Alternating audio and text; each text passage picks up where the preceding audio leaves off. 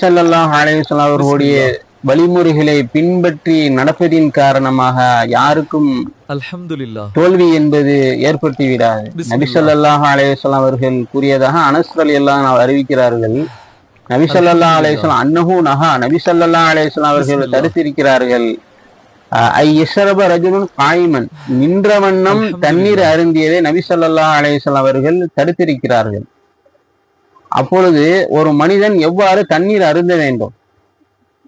மருத்துவ ரீதியாகவும் நாம் அமர்ந்து குடிப்பதின் காரணமாக, சிறு சிறு முடக்குகளை குடிப்பதின் காரணமாக நன்மை என அனைத்து மருத்துவர்களும் இப்பொழுது குறிப்புகள் நமக்கு கிடைக்கின்றன.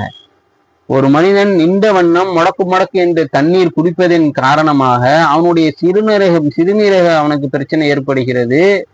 வருங்காலங்களில் மூட்டு வலி கூட உருவாகுவதாக நம் மருத்துவ குறிப்புகளை பார்க்கின்றோம். பிஸ்மில்லாஹ். அப்பொழுது ஒரு மனிதன் எவ்வாறு தண்ணீர் அருந்துவது நபியுடைய வழிமுறையாக இருக்கிறது என்பதை நாம் யோசிக்க வேண்டும். நபி ஸல்லல்லாஹு அலைஹி வஸல்லம் அவர்கள் நம்மளுக்கு இவ்வாறு கூறுகிறார்களே, அதை நாம் செய்வதன் காரணமாக வெற்றியா தோல்வியா என்பதை நாம் யோசித்து, ஒரு மனிதன் தண்ணீர் அருந்தும் பொழுது வலது கையால் குடிப்பது, அந்த தண்ணீரை பார்ப்பது, பிஸ்மில்லாஹிர் ரஹ்மானிர் ரஹீம் என்று கூறுவது, சிறு சிறு முடக்காக குடிப்பது, குடித்த பின் அல்ஹம்துலில்லாஹ் என்று கூறுவதின் காரணமாக